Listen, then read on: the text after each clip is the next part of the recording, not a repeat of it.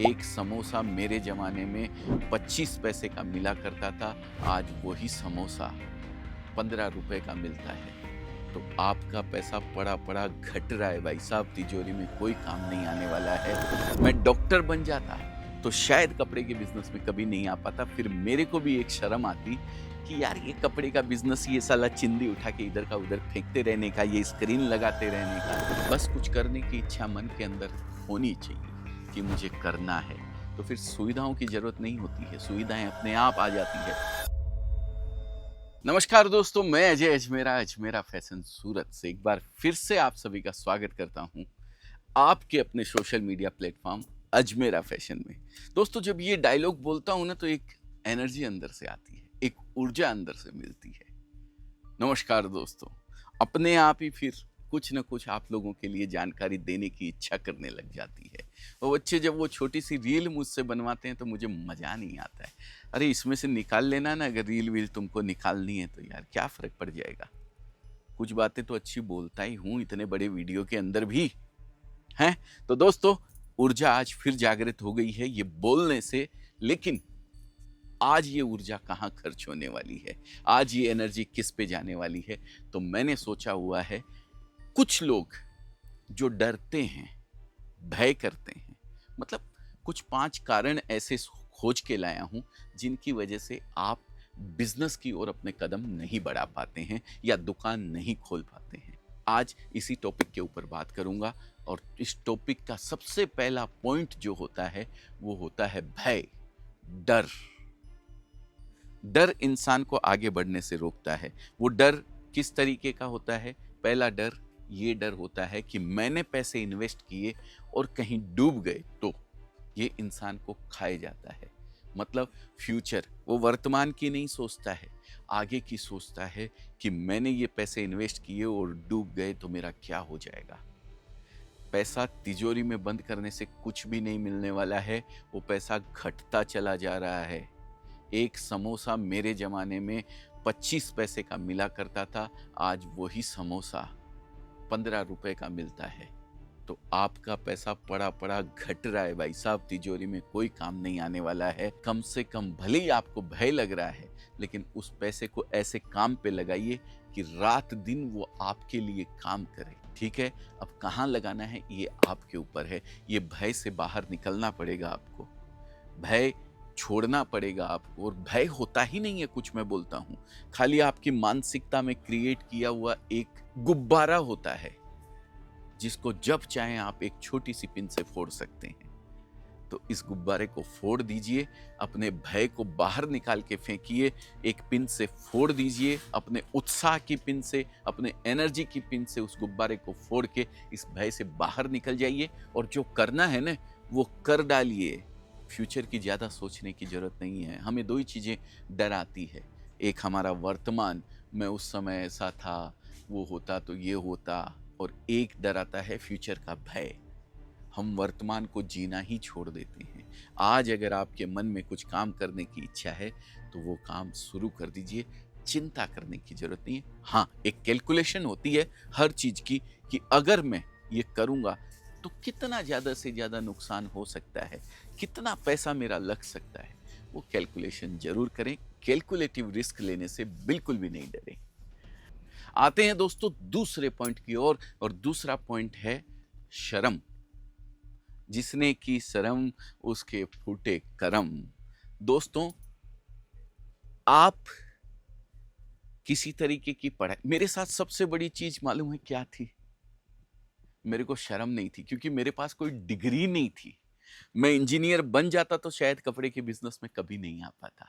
मैं डॉक्टर बन जाता तो शायद कपड़े के बिजनेस में कभी नहीं आ पाता। फिर मेरे को भी एक शर्म आती कि यार ये कपड़े का बिजनेस, ये साला चिंदी उठा के इधर का उधर फेंकते रहने का, ये स्क्रीन लगाते रहने का, यही मेरे को खाए जाता। क्योंकि पढ़ाई मैंने करी होती डॉक्टर की, पढ़ाई मैंने करी होती इंजीनियरिंग की। इसी वजह से मैंने कभी शर्म नहीं करी। तो यही चीज दोस्तों हमें खाती है। ये ह्यूमन नेचर होता है, लेकिन इस नेचर को जो पार कर पाता है ना, वही विजयी बनता है, वही जीत जाता है।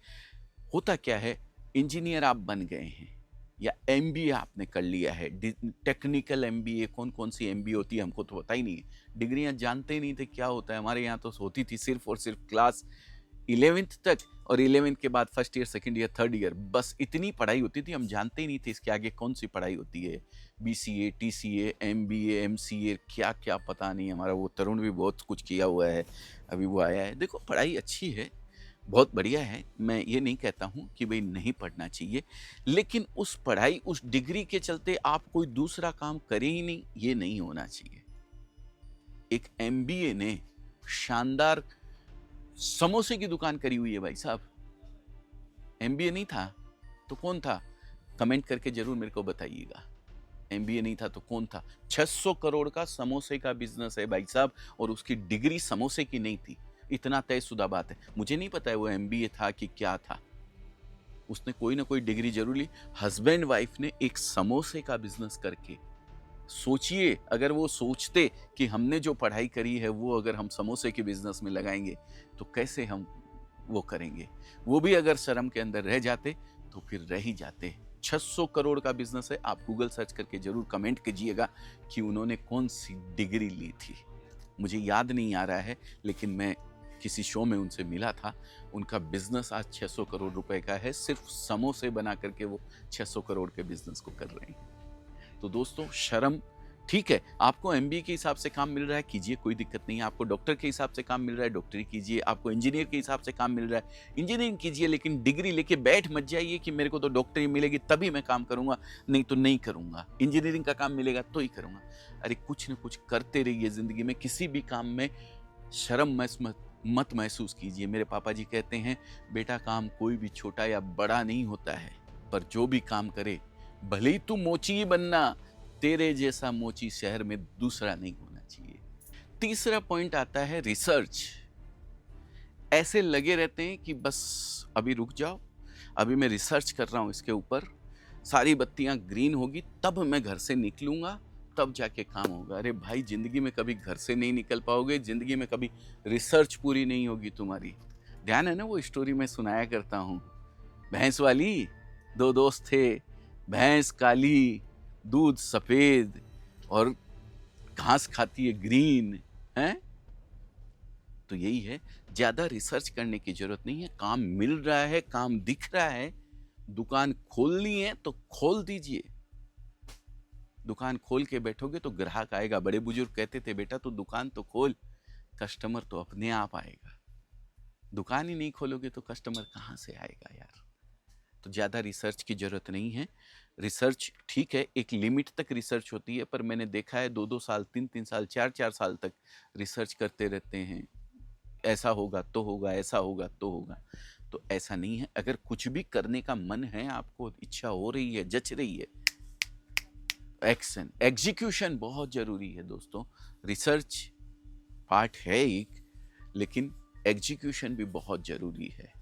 बड़ा बंगला बनाना है आपको, बड़ी बिल्डिंग करनी है, कंस्ट्रक्शन का काम आप कर रहे हैं, मैं कहता हूं घर पे लाके एक खुर्ची, एक ईंट, एक वो तगारी, क्या बोलते हैं हमारे राजस्थान में, तबेला जिसमें सीमेंट मिलाई जाती है, शुरुआत तो कीजिए लाके रखने की। बाकी फिर आगे का रास्ता दिखता चला जाएगा। क्यों? आते हैं चौथे पॉइंट की ओर। दोस्तों चौथा पॉइंट आता है, पुरानी कोई पैटर्न आपके अंदर बने हुए हैं। पुराने पैटर्न इन द सेंस, आपके पापा के साथ किसी पार्टनर ने धोखा कर दिया था, आप पहले किसी बिजनेस के अंदर एक बार वो हो गए, असफल हो गए, तो ये तो नहीं करूंगा, या कोई कारण हो गया, किसी भी कारणवश पहले का पॉइंट आप उठा के लाते हो, एक एक्सक्यूज निकालते हो पुराना कि ये करने से तो उस समय मेरे को ऐसा नुकसान हुआ था, अब तो मैं दोबारा नहीं करूंगा। तो दोस्तों ये भय से बाहर निकलना पड़ेगा, ये चिंता को छोड़ना पड़ेगा, पुरानी बातों की चिंता। मान लीजिए ट्रेन से एक बार गधा कट गया, तो क्या ट्रेन बंद कर देंगे यार? अरे हम कोशिश करेंगे, फाटक लगाएं, दूसरी बार गधा उसके अंदर नहीं जाए, या गाय उसके अंदर नहीं जाए, या कोई जानवर उसके अंदर नहीं जाए। ट्रेन थोड़ी बंद कर देंगे, ट्रेन तो चलती रहेगी। उसको रास्ता निकालेंगे कोई दूसरा कि किस तरीके से ट्रेन कंटिन्यू चल सकती है। इतने यात्री मंजिल पे पहुंचते हैं, उनको पहुंचाने का काम तो चालू रखेंगे ना। अगर यही चीज थॉमस एडिशन ने 1000 बार फेल हुआ था, और जब उससे किसी ने पूछा कि भाई आपने 1000 बार फेल हुए फिर भी आप इसी काम में लगे रहे, तो बोले वो 1000 मेरी फेलियर नहीं थी, वो स्टेप्स थे 1000 लाइट का आविष्कार करने के लिए। तो दोस्तों, पुरानी भ्रांतियों को तोड़ दीजिए, पुरानी भ्रांति बिल्कुल भी बना के मत रखिए। हर काम से आप कहीं ना कहीं कुछ सीखते हैं। एक स्टेप में अगर आप फेल हुए हैं तो कहीं ना कहीं आपने वो एक कारण खोज लिया है जिसकी वजह से आपका बिजनेस या जो भी आपने किया हो वो नहीं चला था।